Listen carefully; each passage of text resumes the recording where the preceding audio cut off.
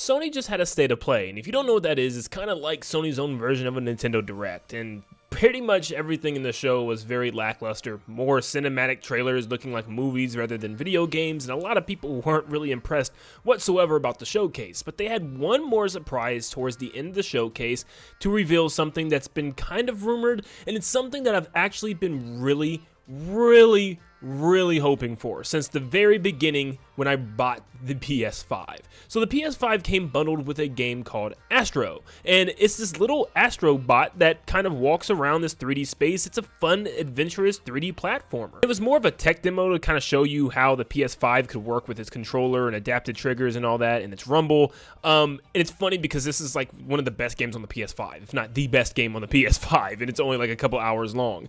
I was really hoping they'd make a full game for this, and they have. We have a new full-fledged Astro game coming to PS5. And I know this is Nintendo Land. What am I talking about a PS5 game for? Well, I feel like as a whole, we need to be supporting 3D platformers, whether it's from indie studios, different game companies. We had to support 3D platformers. I mean, we can't as gamers just sit and complain about all these, copy and paste games that we've been seeing with third and first person shooters and all this realism and stuff. You gotta actually buy a game when they actually go out of their way to make a game like this and show companies that we need to get back to how things used to be. 3D and 2D platformers with fun cartoon characters. I mean, this is truly my most anticipated game of the year without a doubt, hands down, and I don't think anything's gonna beat it. This looks amazing. There's giant boss battles, there's tons of stuff going on with different transformations and abilities, and oh my gosh, it looks so good. So there's so much to dive into and talk about with this trailer, and it just feels like Sony's first 3D Mario, you know what I mean? Like a true 3D Mario game that we've been waiting for, and oh my gosh, I love everything that I've seen so far. Now, I'm not a huge diehard PlayStation fan, and PlayStation 1 was one of my first consoles I ever had. I did have the PS2, but then I skipped the rest all the way up until the PS5. So I may miss some things with cameos and characters and stuff like that, but there's a lot to dive into, and I'm super excited just to talk about some of this stuff. So let's dive into it. So if you played the first game, you know that there weren't really any like abilities or transformations for Astro. I mean, the only thing that he could actually do was change his costume in certain sections, which required you to have these weird gimmick controls like as a frog or as a bowling ball or something like that. This time it looks like he actually gains abilities, as in this scene he has a dash where he can just run through enemies. This might be something that he can have at all times. It's hard to say, but maybe it's something tied with that robot dog on his back. But yeah, you can see him battling the sumo boss by just dashing into it and knocking it off the cliff. I specifically love this area with all these screws. It just looks really cool, and there's like thousands of them just laying on this path, and then you can like move through them. Like, that's just the type of stuff that makes me happy. I don't know why. It's just little attention to detail like that. It's so good. He then gets a power up where he gets froggy hands, where he puts them on both hands, and they can do different things. For one, you can see him reflect attacks from this robot cactus as he shoots the robot cactus ball back. He can also grab things, like you can see he grabbed these paint rollers in order to swing across, and he even uses them to pull on the mouth of a giant robot worm and flip him over, which is crazy. Next scene, he's in a casino style area, and he has this like VR headset and this backpack that's like a timer on his back where he's able to completely stop time, which allows you to obviously freeze things. Like, he freezes all these tokens and coins falling from the slot machine so that way he can get across, which is pretty cool. He then has an ability where he turns into like a squeegee, where he soaks up tons of water and then can just like shoot it all out at things. You can see him soak up water and just be able to turn into a giant and just break things down, or he can shoot it all out to other sponges in order to fill them up as well. We also have underwater levels this time around with a penguin on his back, which probably indicates this gives him a different power up as well, allowing him to do specific things underwater, maybe fast swim or twirl underwater as he's going down to a sunken ship, and lots of robot looking jellyfish. Of course, you have your cameos returning from PlayStation Classics. For one, you see a scene that's based off of Uncharted as you play as Nathan Drake robot. I don't know if this is your Astrobot or is this a different character that you're helping. I'm hoping we actually get to play as a Nathan Drake bot where we have our little P gun and we get to shoot at the enemies. You can see the enemies are wearing bandanas like they're some type of gang members like from the Uncharted games that you have to kill and take out. So that's pretty cool. And it looks like the area is set up for you to fight these things, so I would actually expect there to be abilities based on these specific cameo characters. So having a Nathan Drake Uncharted section sounds really cool. you have a bot dressed up as the Traveler from The Journey. I haven't gotten to this game yet. I really want to play it, so that's a cool little reference. You can see there's a giant, vast desert behind the robot. That's pretty cool. You have Eco eating his watermelon. I have not gotten to this one yet either, even though I love Shadow of the Colossus, and I really wanted to get to this one too. Shadow of the Colossus is one of my favorite games of all time, so it's cool to see these little references from these old games as well. Then we have Parappa, which I think these might just be cameos, because are we just going to start dancing for no reason? Like, is there a reason to dance? I don't know if we are turning into these characters. I feel like these are just characters we are finding along our adventure, maybe even having to rescue this time around, instead of just mere cameos. I really hope they have some influence on the gameplay. Now, in the original game, you did have to go around and collect old PlayStation consoles, and even up to, I think, the PS5. As you can see here, it's no different. We have to collect the PS5, reboot it, and apparently use it as a spaceship, as it turns into a shoot-'em-up, which is pretty cool, where we have to, I guess, fight this giant alien robot. There's some really cool other boss fights, like one against a giant robot ape, which is pretty cool, all King Kong style in this like Neo City. We also have one against a giant octopus with scuba gear on, as it's shooting out baby octopi all over you, and it also has like punching gloves all over his tentacles, and you have to use your froggy mitts in order to knock his own gloves back. This reminds me of Splatoon DJ Octavio all the way.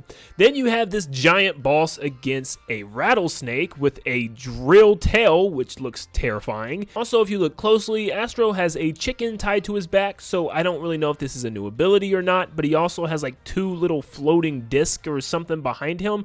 I don't know if they are related to the chicken's ability. Maybe we can shoot something out of the chicken's mouth, all Banjo-Kazooie style, but yeah, it looks like a new power-up. And then we have this giant bird with a helmet on and these giant metal wings. He seems to be firing back at himself in order to hit Astro with all these like cannonballs or bombs that he's shooting.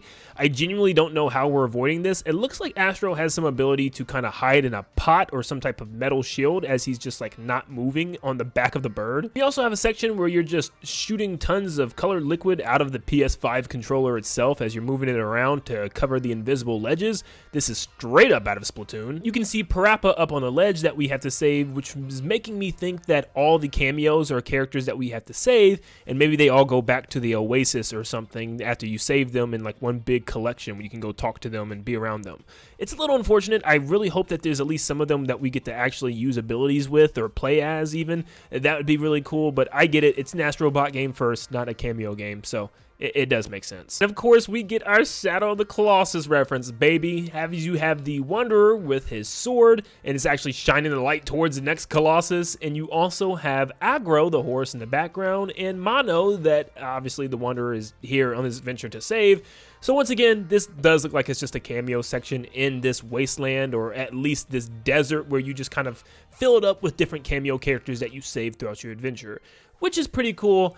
I just hope that there's more to it. This time, instead of shooting paint, we're actually firing water at a root to grow a giant Deku tree, or Wispy Woods, whatever this is. This is crazy. Also see a lava area with a giant robot lava volcano who looks like he's sick, as well as he has a giant thermometer in his mouth, and he's just like spewing lava and hot rocks all over the area. This is so cool. I'm sorry, I love this. We then see a section where you can roll down the hill as a giant snowball and even make friends with that giant from the first game as well. This scene is what makes me believe that we can use character abilities, as we see a Kratos robot throw his axe for you to use. Now we can see Astro doesn't necessarily pick it up right away because it's very heavy, so I am still wondering if this is just a cameo, like, oh, here's a cute little scene, or is there actually going to be an area where we can use Kratos' axe and just like start chopping down robots with it. And at the end, we get a scene of Astro rubbing this genie lamp, and a giant robot genie comes out and causes a giant tornado to appear, which is pretty cool.